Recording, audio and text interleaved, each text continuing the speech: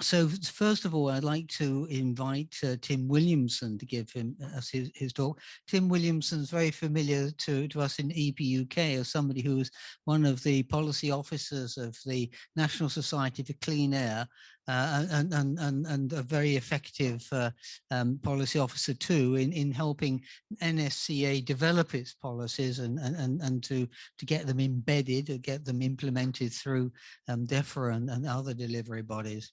Since then, he's had an interesting career as an air quality specialist and now with air quality consultants. So, Tim, look forward to hearing your presentation. Thank you, John. Very kind. And apologies, I'm going to be turning around quite a lot to remember what I actually put on the slides when the slides appear. Do I need to click next? Oh, yeah. So yes, Tim Williamson from Air Quality Consultants. You'll see Logica Group on the slides and a little word of explanation about that first. We are, sound like the Borg, we are three and a half companies, Air Quality Consultants, Noise Consultants, and now Logica Consultants, owned by the same group of directors and some of the staff. We offer services in air quality, dust and odor, that's the Air Quality Consultants bit, noise and vibration, clearly the noise consultants about, and then Logica is much more about the biodiversity side of things. We also have an environment policy and economics practice that spans all three companies. Functionally, the division between us is just what we call ourselves. We offer all of these wonderful services, so if you want to talk any more about those, please do let me know. However, he says, clicking. The exam question for today is how has the pandemic changed behaviours and our attitudes towards the environment? And crucially, has environmental quality improved as a result of the pandemic? And the short answer to that is no. Thank you. Actually, and I think as Anna rightly pointed out this morning, we're still in the pandemic, so it's really too early to say. And what I'm going to be presenting today is some of the data that we've seen emerge, some of the current data, but quite a lot of speculation about what the long-term effects of the pandemic might be and whether there are any long-term effects. So I am going to focus on air quality as an exemplar. It's an area where we've got some useful data, but I will be touching on other areas as well. And it's a fairly obvious thing to say that lockdown had a huge impact on air quality, both in the UK and pretty much every city that locked down to some extent. We saw reports from Milan, how the residents could see the Alps again. AQUEG looked at the various studies that were done, including our own, looked at the de-weather data and concluded that yes, there was a significant drop in NOx concentrations in London. The graphic you can see there is from a study that we did with Transport and Environment, the NGO, the transport NGO based in Brussels, which not only looked at the drops in NO2 concentrations, we also looked at PM2.5, slightly different story, but the drops in NO2 concentrations as a result of the pandemic, accounting for weather effects, but then how you would reconstruct that drop just by changing the vehicle fleet from, inverted commas, normal circumstances. How much of the vehicle fleet would you have to convert to electric to get the same reduction in NO2?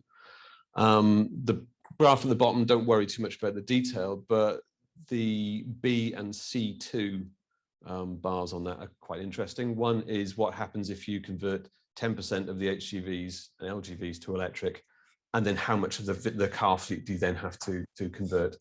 And the second one is the same thing, but with 10% swap to cycling, walking, and home working.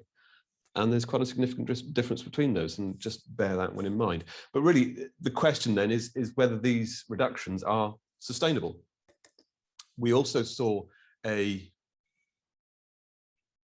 some grey text, interesting.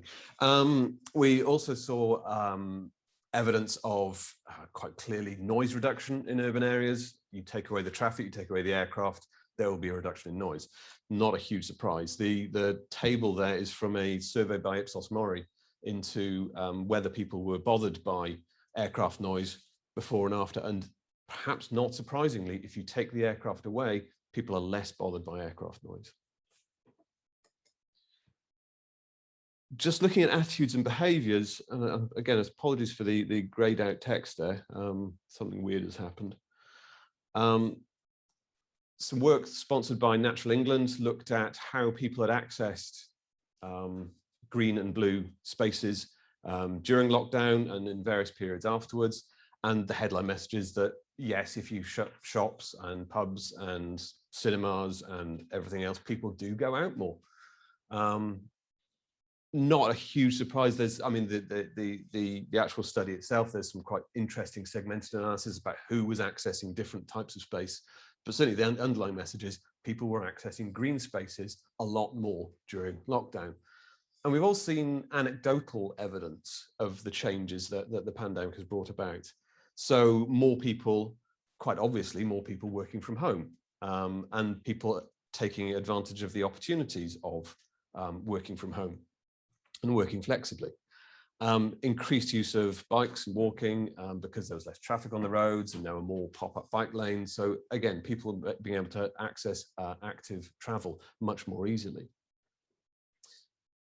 We could potentially, again, I don't have any data on this, but potentially be seeing a movement of people outside cities. If you're going to be able to work more flexibly, if you've perhaps connected with nature a little bit more, take advantage of the cheaper prices of houses outside outside major conurbations. We've also seen some signals the other way. As more people access the countryside, there are certainly anecdotal evidence of impacts on that countryside. Littering, fly tipping, the wear and tear on paths. We've seen paths expand in size, more erosion of hillsides as a result of wider footpaths because more people are using the countryside. And not surprisingly, if you put a load of single-use plastics like gloves and masks into circulation, quite a lot of that ends up in the sea. So we've seen an increase in plastic, COVID-related plastic waste. Again, whether that's significant in terms of the overall plastic waste, not sure, but you know, these are some of the signals perhaps we're seeing. So is this just a blip as we go through the pandemic, or are we seeing some kind of hint of long-term change? There was some interesting work done by RAP looking at food waste campaigns. And they demonstrated that if you have a concerted information campaign on food waste, people will reduce the amount of food they waste. However, that effect tends to degrade when you stop the messaging. So if people are going to change behavior, they will tend to revert once those drivers for change have been removed. So that's one side of the argument. The other side is that people will revert to norms. And one thing that we've seen in the pandemic is that norms can shift very quickly, and perhaps more quickly than people otherwise expected. Very simply, before lockdown, it would have been rude to move out someone's way on the pavement and deliberately and quite obviously avoid them. Now it feels normal not. Now it feels weird not to.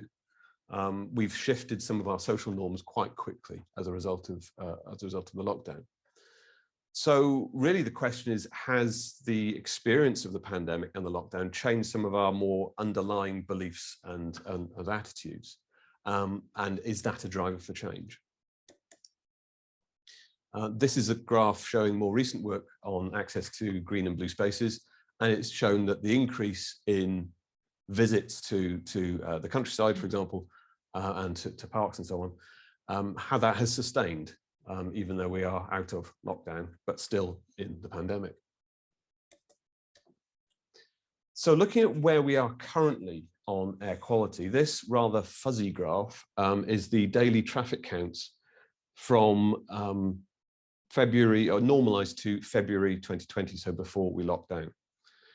The graph, the line across the middle there is the 100% line. So you can quite clearly see when we locked down in March 2020. You can also see Christmas because everything stops.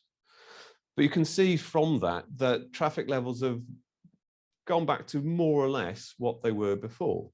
The cars perhaps slightly lower, HGVs perhaps slightly higher, but overall traffic levels are pretty much back to what they were before on the basis of this data. But NO2 hasn't returned to what it was before. You can see these charts show roadside NO2 and roadside NOx concentrations in the UK over a number of years. The grey bit is the first big lockdown, and you can see the effect that had on concentrations. You can also see there's a general downward trend. So what's causing this is a change in travel patterns or uptake of greener vehicles. Now we've done, and I hesitate to show this, this is slightly a back of the fag packet calculation of what concentrations might have been without lockdown. It's simply extrapolating the monthly averages or the trend in monthly averages to produce a shadow graph, which is the dotted line there. That would suggest that there's some kind of additional benefit from lockdown, even though traffic levels have returned to what they were before. Very tentative, but there may be something there.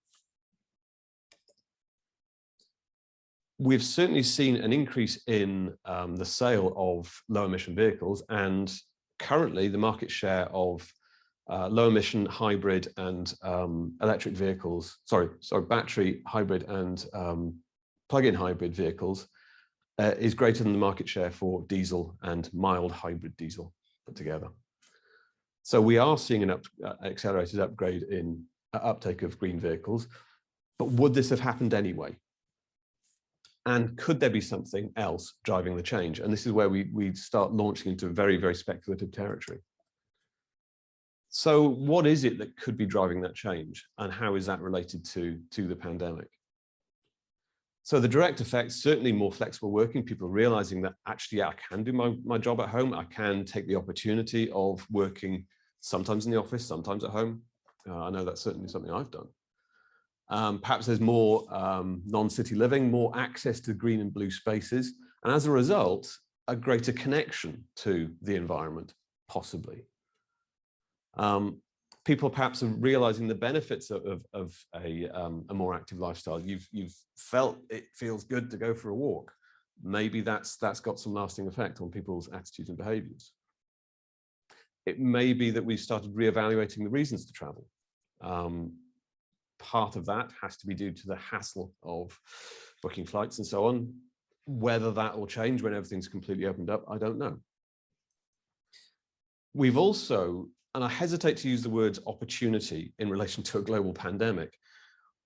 Nevertheless, certainly in London and some other areas in the country as well, have used the lockdown to introduce quite radical shifts in local environmental management. So pop-up cycle lanes, for example, the school streets program in London, low traffic neighborhoods were all brought about really because there was an, again, I hesitate to use the word, but I can't think of a better one, opportunity to introduce more radical policies.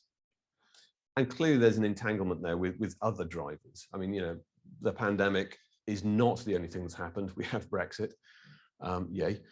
There's been an issue with global supply chains, not just in the UK, but certainly around the world.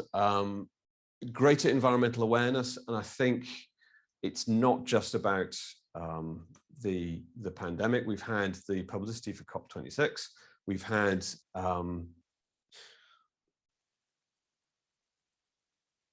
and the declaration of climate emergencies by different councils. We've seen the whole single-use plastics thing. There is a resurgence, I think, in environmental awareness. And policy has not stood still in that time. Government has been doing things. And so we're seeing some of the effects of those drivers as well. Particularly, for example, again, in London, they showed that just before lockdown, the ultra low emission zone was having a significant effect on NO2 levels in the capital. And then the lockdown added to that, and you kind of miss some of that signal. So long-term, what might the effect be as we launch even further into our territory of speculation? So more flexible working could mean Less traffic could mean better productivity as you adapt your tasks to different working environments, but more home heating, potentially, more social isolation, which is clearly not a good thing. Less city living will bring less pressure on cities, and certainly cities struggle to cope with the increase in population. We have a more distributed economy, which again is not a bad thing, but more pressure on towns and villages, perhaps more congestion, more activity in areas where it's less easy to deal with it. Low traffic neighborhoods are a bold move to improve local environment quality. But we've also seen a backlash against, and a certain amount of resentment against government, be it local, GLA, national government overreach. So potentially that undermines the ability to do further actions. And more access to green space, certainly better for your mental and physical health, greater connection to the environment, but will require more resource to manage that environment and prevent environmental degradation. I was speaking to a colleague about this, who's involved in flood management, designing flood management schemes, and they'd normally have where they have open areas that have natural pathing, and that was all very fine, but now they're required to put in hard pathing because of the extra footfall, because otherwise the paths become just a swamp. So really it's too early to say. I mean, we are still in the pandemic. It's, you know, the classic answer to the university question, what was the effect of the Napoleonic Wars? Answer, too early to say. This will take some time to work out, and it will take a good few years before we really start seeing those signals. But I think there are lessons we can draw from what has been done, and I think there are things to bear in mind for the future. Wow, the colours have changed. So, as I said, the full impact of the pandemic won't be known for some time, and beware of those bandwagon studies. I think we saw, Anna alluded to some of them, we saw some quite dubious claims made early on in the pandemic, and you kind of wonder what the driver is to publish. We need to take a step back and take a longer term view. Norms can shift very quickly, but we also need to maintain drivers for change where change does happen. I think one of the interesting things about the introduction of low traffic neighborhoods and school streets is these are things that GLA were thinking about before the pandemic. They had the plans kind of in the back pocket. And I'm going to use the opportunity word again, there was an opportunity to introduce them. And I think there's nothing wrong with having those plans, those radical shifts available. Because it may not need a pandemic, they may be other opportunities, but certainly being aware of the likelihood of opportunities coming up is really important. And I think, and this goes for any policy development, unintended consequences are inevitable. People are weird, they do weird stuff. They don't behave as you expect them to.